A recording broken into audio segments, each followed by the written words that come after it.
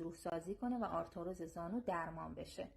مفصل زانو از 3 قسمت اصلی تشکیل شده و در محل علاقه این استخوان‌ها یک لایه نرم و لغزنده به نام غضروف مفصلی وجود داره که باعث میشه استخوان‌های زانو به نرمی و بدون استعلاک به روی یکدیگر حرکت کنند. این لایه غضروفی از ساییدگی و آسیب دیدگی استخوان‌ها جلوگیری میکنه و نقش ضربه‌گیر زانو رو داره. در آرتروز زانو این غضروف به مرور تخریب میشه و با از بین رفتنش استخوان‌های زانو روی هم ساییده میشن و به اصطلاح باعث خشکی زانو میشه.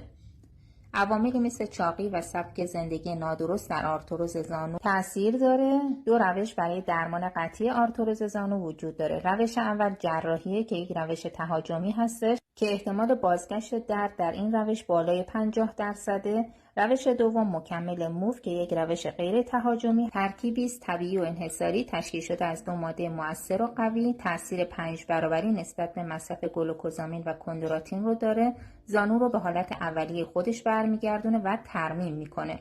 طبق آمار احتمال بازگشت درد در این روش 5%. مشاهده نتایج مصرف بین 7 تا 10 تایید شده هستش.